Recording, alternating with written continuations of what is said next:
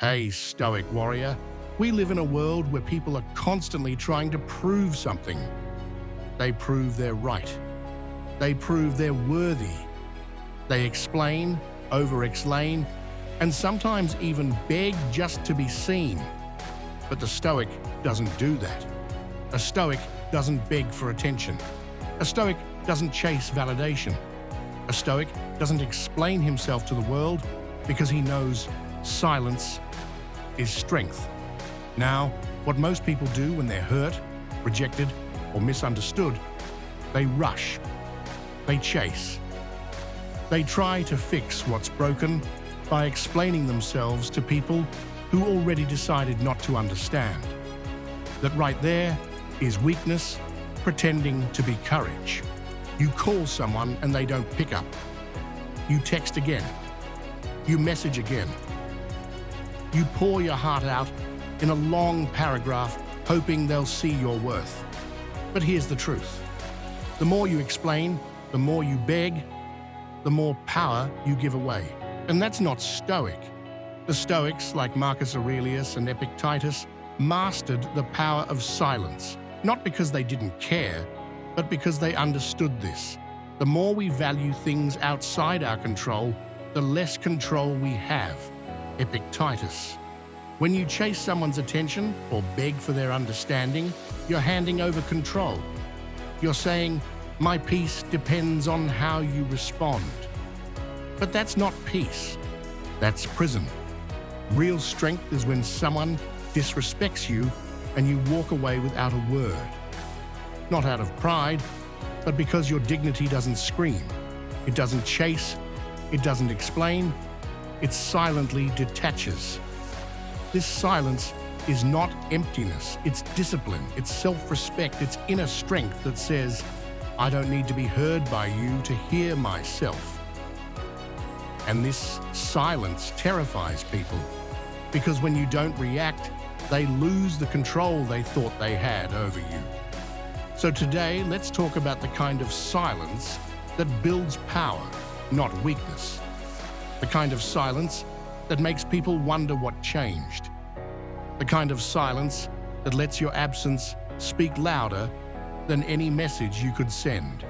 We're going to break down 6 deep truths, 6 reasons why silence is a Stoic superpower, and why those who practice it never chase, beg, or explain themselves. If you're tired of overgiving, if you've been misunderstood, if you've ever chased someone who walked away from you, this is your moment to shift. Let this script be the reminder you didn't know you needed. Before we dive into point 1, do me one small favor. Like this video if it already resonates. Comment your thoughts and affirmations as we go. Share this with someone who needs to hear this, and subscribe to this channel for more Stoic growth content. And most importantly, don't skip any part of this video, because one idea, one truth, might just change how you carry yourself forever. I want you to drop this affirmation in the comments. My silence is my power.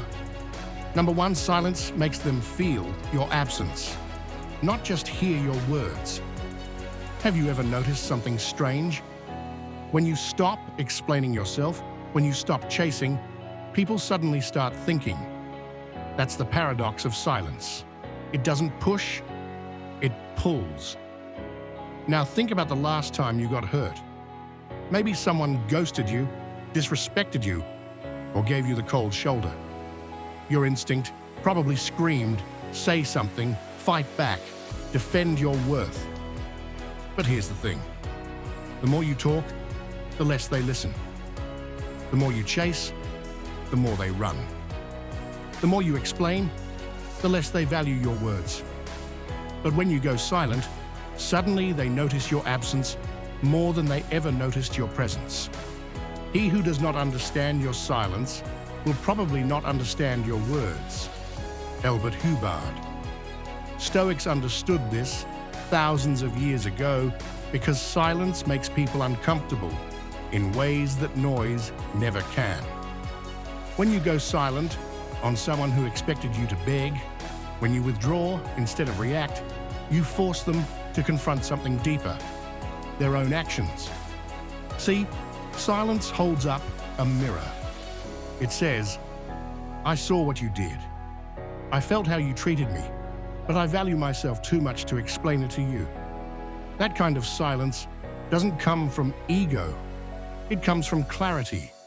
You realize if they cared, they would ask. If they respected you, they would reach out. If they were emotionally mature, they wouldn't need a paragraph to understand your worth. So you stay silent.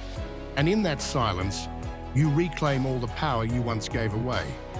You stop wasting energy trying to be understood by people who don't even understand themselves. You stop trying to heal through conversation, because some wounds heal better in silence. And yes, it's uncomfortable because your silence will trigger them. It will confuse them. It will make them ask questions like, why isn't he reacting? Why didn't she respond? Did they stop caring? That's when the power shifts, because silence speaks one truth they can't ignore. You don't owe them an explanation. Not anymore. Number 2, when you stay silent, you hear the truth louder. The world is loud, but silence helps you listen, not to others, to yourself. In moments of heartbreak, betrayal, or confusion, most people run to others for advice, validation, or a temporary emotional fix. They'll call 5 friends, scroll endlessly on social media, or even confront the person who hurt them, hoping the right conversation will heal the wrong person. But the Stoic does something radically different. He goes silent, not because he doesn't feel pain, but because he knows that real answers don't come from noise, they come from reflection. If you are distressed by anything external, the pain is not due to the thing itself, but to your estimate of it. And this, you have the power to revoke at any moment. Marcus Aurelius. When you get silent, truly silent, the mind calms down. And when the mind calms down, the truth rises to the surface. You begin to hear things like, they never really respected me.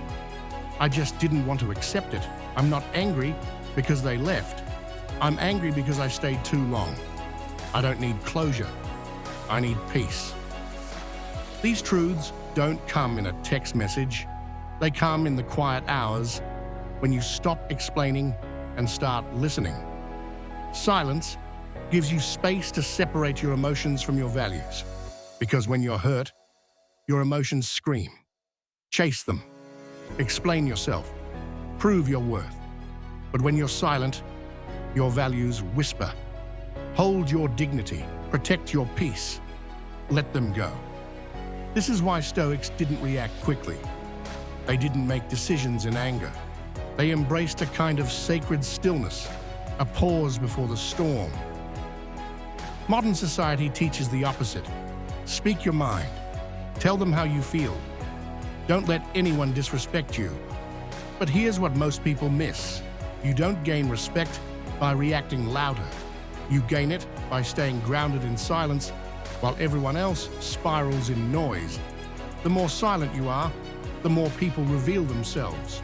You don't have to ask, do they care? Their actions will show you. You don't have to beg for clarity. The truth comes out in your stillness. And most importantly, you stop reacting to life and start responding with purpose. Silence isn't passive. It's focused. It's intentional. It's the doorway to inner wisdom most people never walk through. So when you're unsure, when you're overwhelmed, when your emotions are clouded, don't act. Be still. The answer isn't outside, it's inside, and you'll hear it in silence. Number 3, begging for closure is a form of self-betrayal. Let's talk about something many people never admit. Begging for closure often ends in more pain, not peace. We all crave it. that final explanation, that one honest conversation, the ending that feels complete. But here's the brutal truth. If someone truly cared, you wouldn't have to beg for closure. They would give it to you with respect. And if they don't, your silence is the closure. Don't explain your philosophy. Embody it.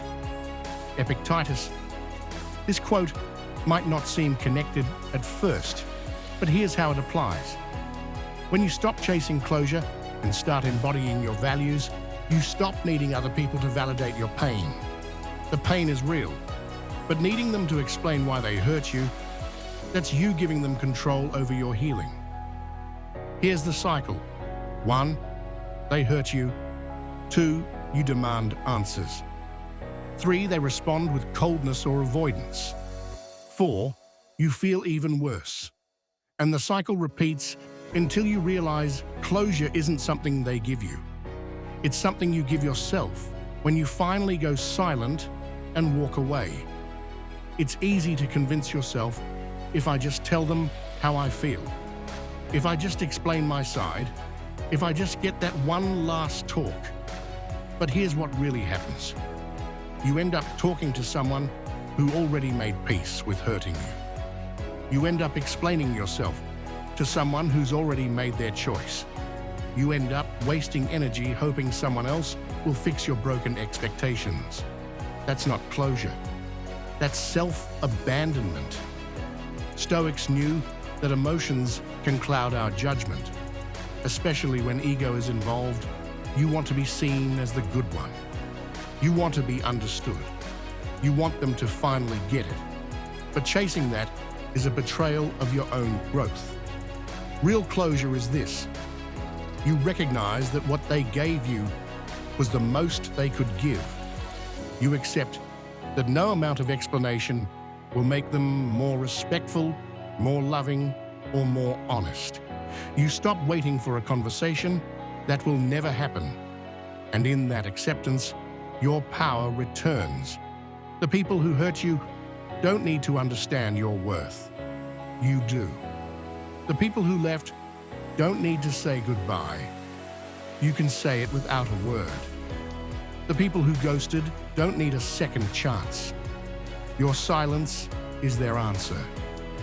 So stop writing those unsent letters. Stop rehearsing the perfect message.